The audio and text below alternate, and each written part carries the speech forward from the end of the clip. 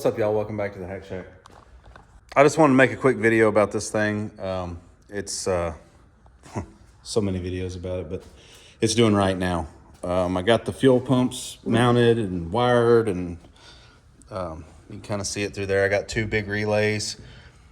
This one runs the two larger pumps, and they are on all the time. And then when I turn on the boost controller, it kicks on that third pump just for a little extra boost for when I turn the little extra fuel pressure when I turn the boost up. A little fuel a little extra fuel pressure, fuel volume when I turn the boost control on to up the boost. So anyways, here's a little clip of us testing that.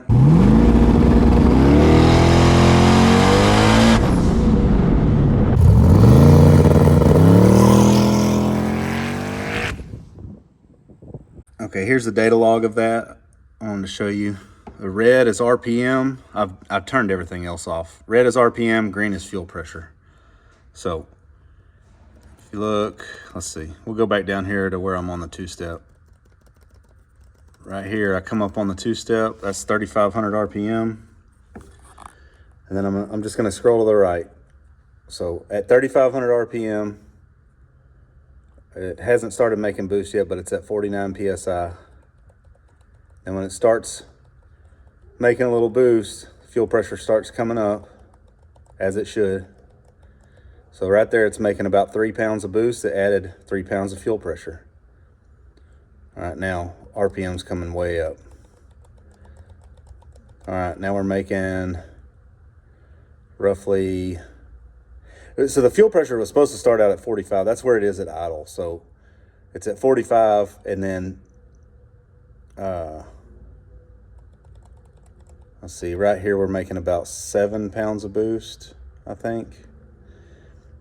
54 PSI, 55. That's 8 PSI, 9 PSI, 56 pounds of fuel pressure, and then right here is about a little over 10. 57 PSI fuel pressure, but you see, I'm going back to 3,500. It never drops. That's when the RPM starts dropping. That white line is where we're at in the log. But yeah, so fuel pressure problem fixed. No more stumbling. So that's excellent. If you don't remember what the stumble looked like, here's what that looked like.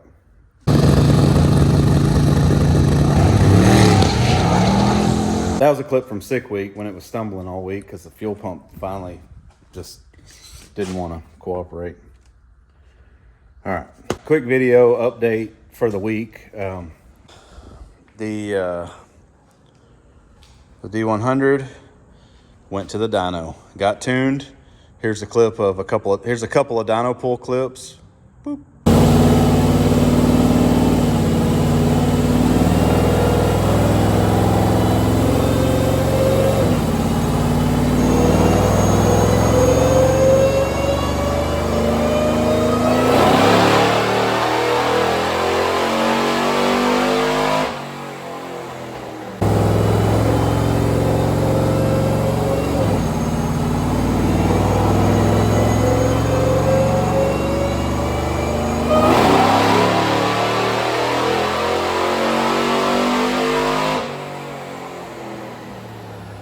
This thing made 553 to the wheels.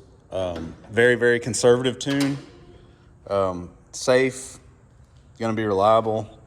No major issues on the dyno. We did have, I had an O-ring on the transmission cooler line where the adapter goes into the 4L80. It pinched I don't know if it pushed it out or if it pinched it when I installed it and I didn't see it or what, but I got to put a new O-ring on that. It was dripping a little bit when it was under power, I think. I don't think it was dripping when it was just running, but when it was making a lot of pressure.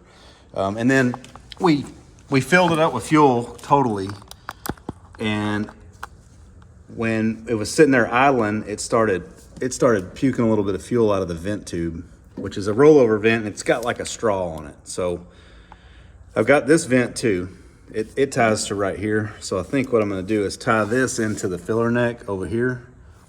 and put a plug on that vent and see how it acts. We can't have it puking fuel just because it's full. So I've never had a tank do that. Gonna be a learning experience for me. Normally on these Boyd tanks, I do a straight fill and then go straight up through the bed floor. But this one is the tail light fill, so it's a side fill. But I guess maybe we got a little bit of fuel in here when we filled it up, so the tank was really over full. And then it kind of siphoned out of that rollover vent because, like I say, it has a straw.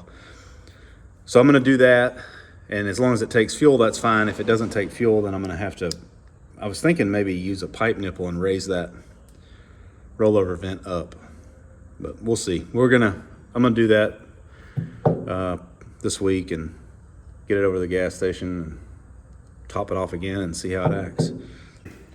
Well, this truck's just about done on my end. We got a couple little things to clean up like I just showed you, and then it'll be going to interior, and then it's going to get polished and ceramic coated, and then we're gonna put the bed floor in, and then we'll be totally done. I don't wanna put the bed floor in and then it go sit in the shop somewhere and get dirty or get polish on it or something, because that stuff is textured, and that stuff will, sand or compound or anything will get embedded in it and it'd be hard to clean. So I think we'll put that in absolutely last when the truck is done. But anyways, so the Patina GMC, it went to the dyno. It was low on fuel pressure. I showed y'all last week. I put a 535 pump in it, and we also put some 410 gears in it. He's enjoying the truck this weekend, and sometime next week it'll go back over the dyno, but pretty much done with it. It's running and driving. He's been cruising it all weekend. I saw him in it 3 times this weekend, I think. So happy to see that. He's enjoying the truck and doing massive burnouts. The thing is rowdy, and that's just no nitrous, just on motor. I did have a little time to get some work going on this 632 truck. Now the Patina truck is the same customer as this truck. So we got a Patina truck on a factory chassis, and then we're going all the way the other direction. This is an Art Morrison chassis. It's going to be super fine paint and a 632 Chevy crate motor. That's that new 1,000 horsepower motor. If you haven't seen my channel before, this is the ZZ 632. So I got Hydro Boost mounted. We were going to go manual brakes, but he decided he wanted to do a Hydro Boost, and our fittings are a little tight to the valve covers, so CPP made the Hydro Boost kit. They also make some Banjo fittings. I ordered them, waiting on those to come in. Bare master cylinders always, because I really like them. And the cage got put in, and there was no room for the AC vents, so I'm gonna build a channel like I do on a lot of these trucks, but went ahead and filled those holes back in, one over there, one here, and then while we were at it, I filled the gas door, because the tank is obviously not going in the cab anymore. It wasn't even in the cab when we got the truck. Also, somebody may chime in. I believe these are aftermarket doors. The factory ones don't seem to have as big an ugly weld. I'm gonna sand that off. This is getting painted anyway, but either way, a little update on that, not a whole lot. Also, drug old big body Suburban in here. Now this, if you have to go way back. I inherited this from a friend, and we're putting a 2018 5.3 and an 8-speed in it, which it's already in it, bolted in. I took a break from it to do the racing stuff, and fixing to get back on this. Got it in here, and I have an Aeromotive 340 pump. Since I was on fuel pumps for a month, figured I'd put a pump in this thing, because I have an Aeromotive 340 to put in it, because it just had a TBI pump in it. And this tank looks brand new, which it is a aftermarket. Somebody's replaced it, but I don't know if you can see that. Kinda. But the inside of the tank looks like this. So I'm just gonna go ahead and get a new tank. They're not real expensive, and I just can't see trying to clean that. They're 150 bucks. The cleaning kit that I did on the Diamond T, or the Divco, I used the factory tank in it, and that cleaning kit I used was like $100. So For 150, I can get a brand new tank, not worry about it. So that's what I'm doing. And then I got to get a new sending unit because that one's rotten. And then I'll put the 340 in and start wiring on this thing. So it'll be another week or two before we really get any more build content on this, but I got a lot to do.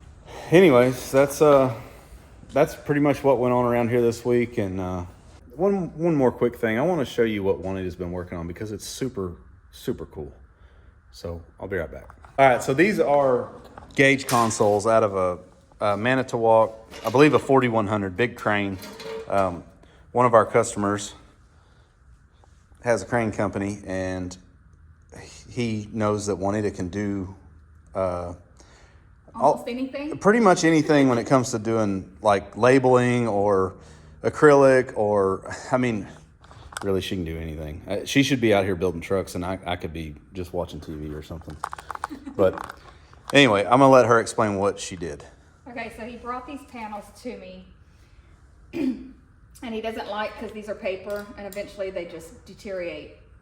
So I made templates of everything, put it on my machine, go through everything, double check measurement, size, and I buy this material. It's the same thing like on these hats. Yes, very durable. So I send the drawing to the laser machine, and it goes through and engraves and cuts everything out. You draw everything up. Yeah. Yeah, you do. I mean, you're doing everything. Yeah, I go and do the measurements. Lay it on there. Huh? Lay it on there. This one goes on that one. Yeah, this one. So. Yeah, check this out. All the gauges are labeled.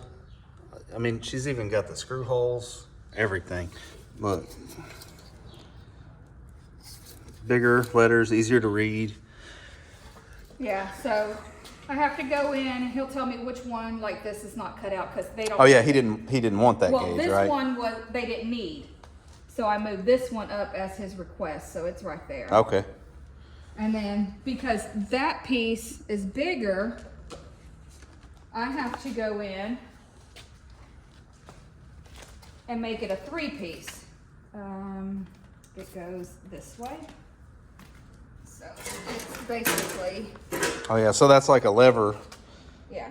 Levers go through those. They're slotted. That one goes there, then it's this one. Even got the lines to line everything up. And then this one goes down here. It looks factory. I even did the little notches that it has. To key the gauge in, or the switch, or whatever that is. Those are switches, I guess. Yeah. And then the little bitty ones are lights, like warning lights. Man, this is cool. Like, it just looks factory, or better than factory, really. And then of course this one's, he decided last minute. Oh, just to do a side cover. To do the side. Just piece. to dress it up. Yeah. Well, that's cool. So it all blends in. Yeah, so they sandblast and paint these and then stick these on there and then put the gauges in. Yes. So. And this is the second set I've done of this particular gauge cluster. He'll bring me more of different ones. Yeah.